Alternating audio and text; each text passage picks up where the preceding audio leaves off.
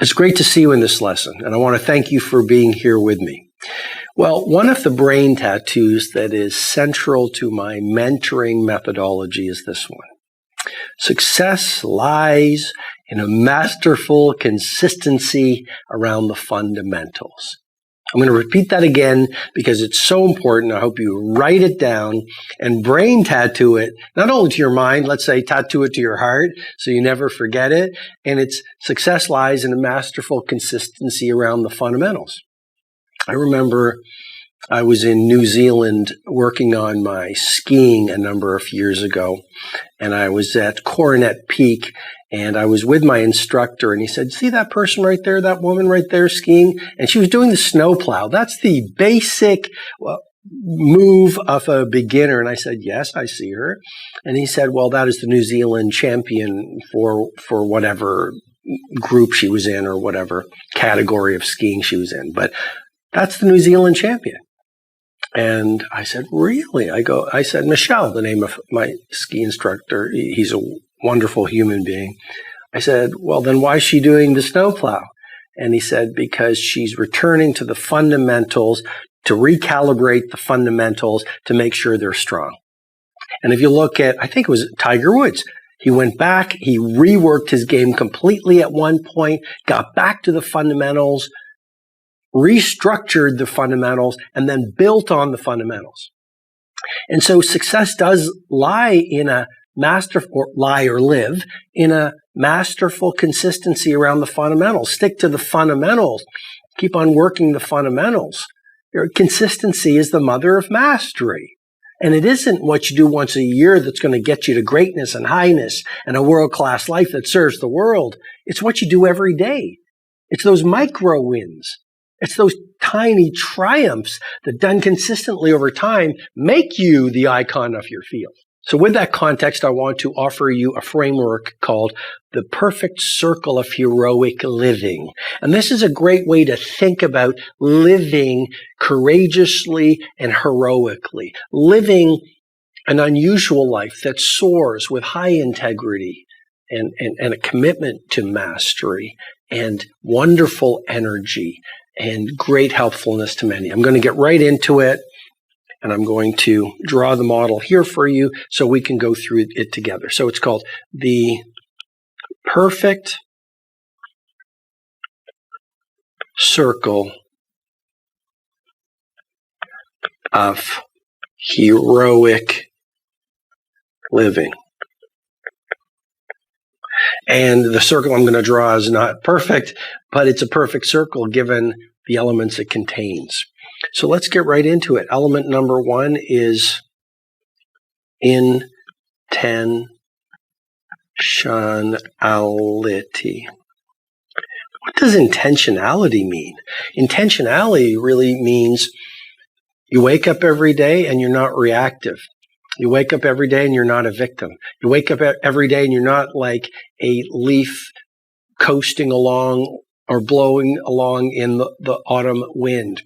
You're not like a ship without a rudder going in any direction the current takes you. Too many people give their gifts and the finest hours of their greatest days to the currents of shiny toys. And what I mean by that is a notification on the phone, on a device goes off, and they start chasing that shiny toy. And someone calls them and they pick up their phone. They're available to everyone. If you are available to everyone, you're not going to get anything great done. So too many people, it's like they accept every social invitation and they actually are masters of distracting themselves. And their entire work days are filled with complexity versus simplicity. And they buy every device and they download every app and they answer every call. And you know what I'm saying? They're basically suffering from broken focus syndrome versus being monomaniacally focused on their big five priorities, that if they pursued them consistently every single day, the days would slip into weeks and months and years. And over a lifetime, they would build these five monuments of priorities that would allow them to be complete everyday heroes. So just think about being an intentional person, being a deliberate person, being a thoughtful person, being a deep person. Literally, you know what you want to stand for. You know what you need to do every day. You know what you want to build your life around. You know what's important to you. And then you translate that intention into daily realization so that you not only know what's important, you live what's important. The second element, and that will help you with translating the intention into realization or daily execution. And that's this word you don't hear a lot of, and it's called mundanity. Mundanity. And I mentor a lot of sports heroes, and they are masters of mundanity. It's doing the same things every single day, eating the same food, running the same practice routines, getting the same physiotherapy every single day, doing the same meditation at the same time every day. And I think of astronauts as well. They're just masters of mundanity. You know, I remember hearing a very famous astronaut say, our whole preparation regime before we took off in the spaceship was doing the same little things, the same little test, and it was all about preparing for emergencies. So if an emergency happened, they would do it blindfolded, automatically. And if you look at superstars, they really are masters of mundanity. It's doing those simple things that you don't feel like doing, but they're important to do every single day with discipline and commitment, to the point of they're mundane, but they're important. For example, the morning workout, they do it, and eating well, and scheduling their days well, and then doing, let's say, a family meal, and then reading at night, or watching an interesting film with their family, and then running their pre-sleep ritual. So they take an Epsom salt bath, and they do some affirmations or some gratitude practice, or a meditation, and then they sleep in a cool room without any technology. I mean, they do these simple, mundane things day in, day out. It looks really boring, but doing boring yet essential things regularly is a great formula for a world-class life. And that brings me to the third element of the perfect circle of heroic living, which is routinization. Routinization.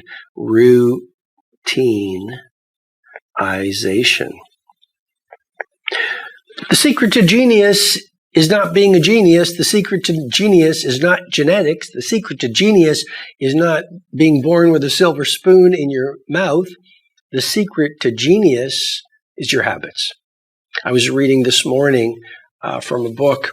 I have it over here off camera, and it was about the great artists of Italy. I'm here in Rome shooting this program for you. And of course, I read about Michelangelo, and I read about his life, and I read about how he was an apprentice. And then you realize it. Every master began as an apprentice. Every hero began as an ordinary person. These people that we admire, whether it's titans of industry or great artists and sculptors, or maybe it's the great chefs or the great movement makers, they're not cut from a different cloth than you. They just do different things. So routinization is about installing the habits of heroism. Routinization is about practicing mundanity until you have the stack of habits that allows you to do amazing things in your life on a consistent basis. Routinization. If you were to ask, what should I routinize? Off the top of my head, I'd say getting up early every day. Let's call it early rising. What else should you routinize in terms of a key habit? What the habit researchers call a keystone habit. I would say morning exercise, which will change your life for so many reasons. I've discussed them in some of the earlier lessons, especially the one about the Trinity of Radiant Vitality. What else should you routinize? STB, STB is strategic time blocking. You basically, what I'll do is I'll give you the actual template that I give to the billionaires I mentor and the elite athletes I mentor and the film stars that I mentor and the movement makes I mentor. The link will be below. And it's a weekly template where you actually block out time. You block out time for your 5 a.m. club. Maybe it's 5 days a week, 5 to 6 for your Victor hour. You actually schedule it, because what gets written and scheduled is what gets done. You actually schedule your meditation. You actually schedule your 2 massage protocol. You schedule your family times. You schedule your work times.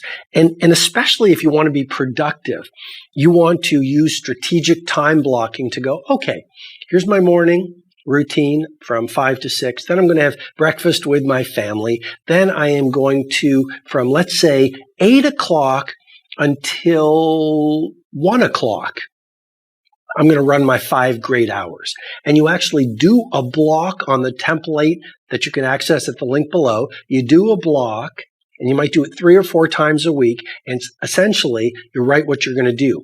And this is not fake work. It's not playing with your phone. It's not being available. It's not being online. It is heavyweight work, master work. So you go into a place where there's no distraction. It might be an empty room. But at my house, I've set up a series of work labs.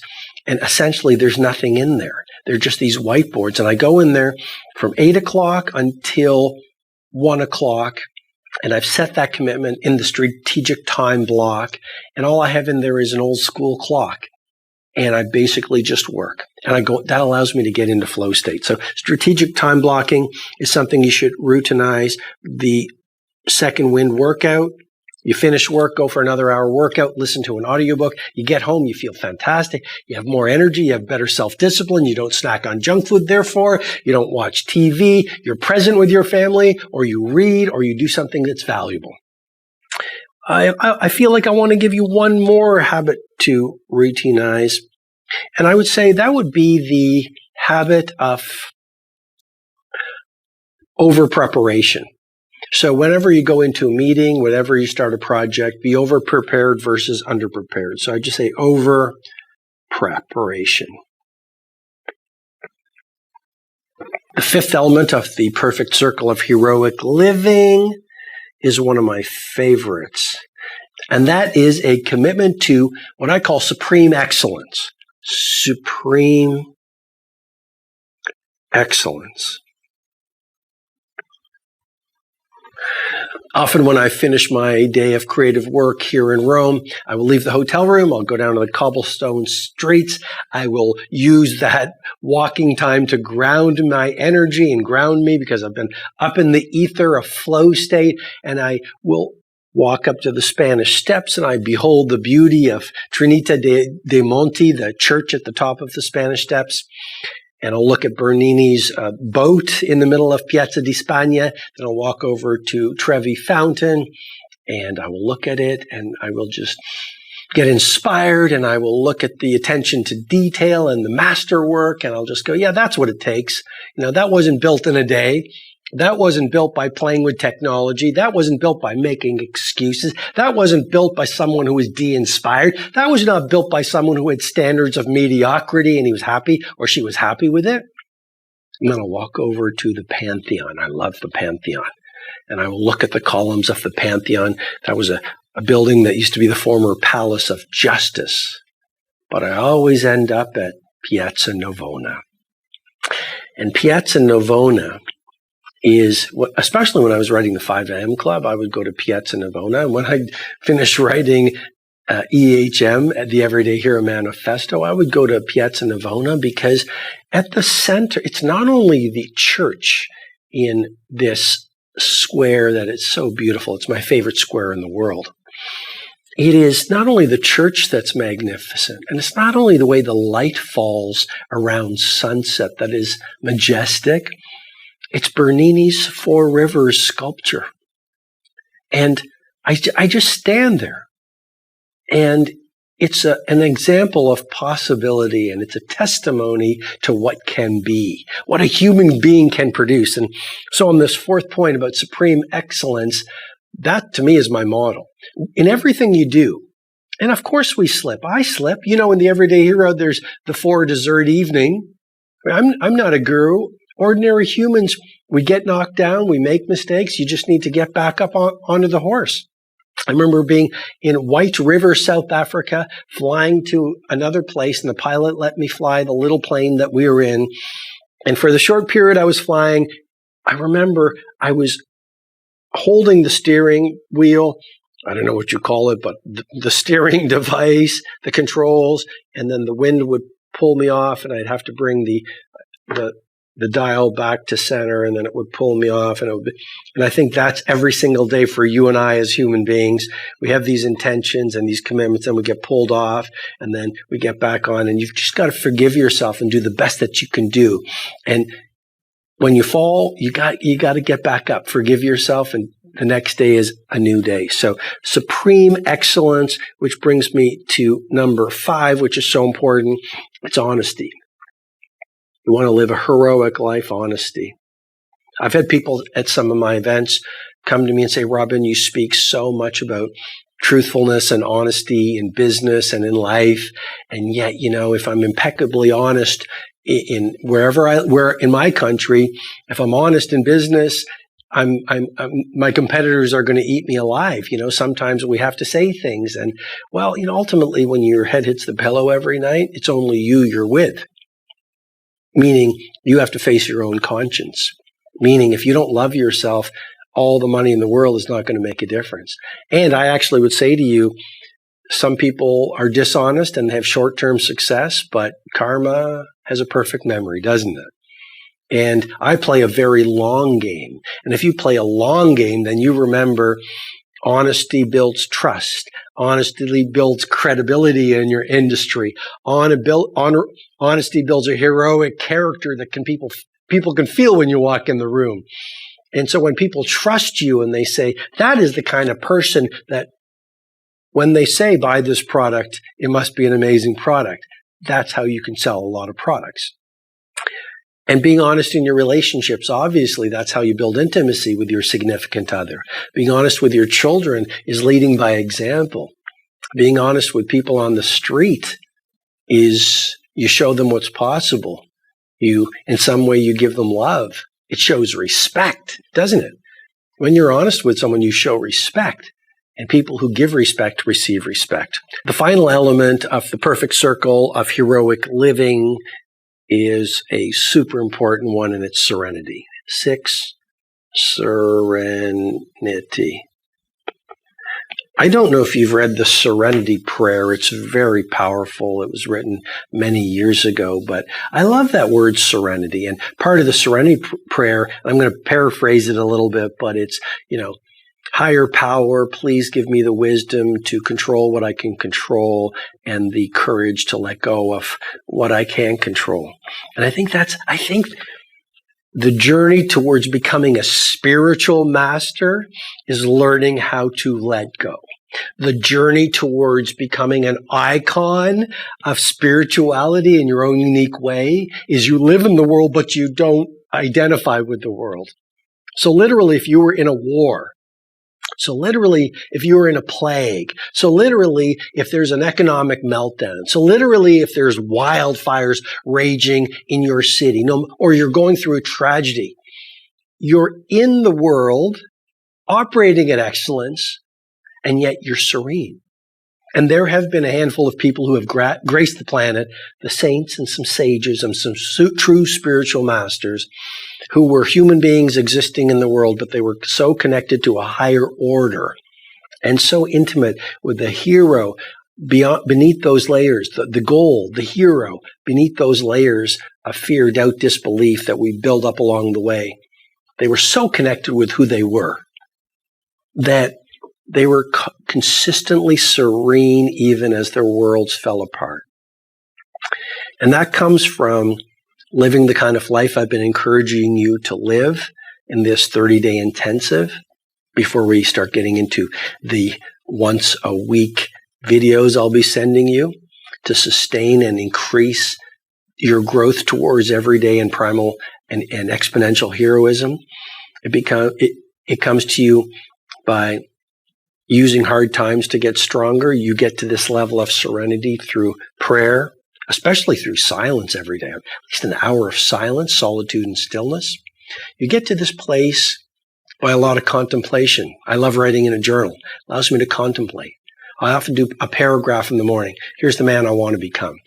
The habit researchers call it a pre-commitment strategy. Extremely powerful. Front end of your day, while the rest of the world is asleep. 5 a.m. You're writing, I want to be honorable. I want to eat this meal today. I want to be positive and excellent and knowledgeable for my clients. I want to speak good words with my family. I want to exercise. I want to do this. And you do that every day. Imagine doing that for even 6 months. You would start to reprogram your self-identity. And remember, your daily behavior always matches or follows your deepest beliefs. Okay, let's get to the next lesson.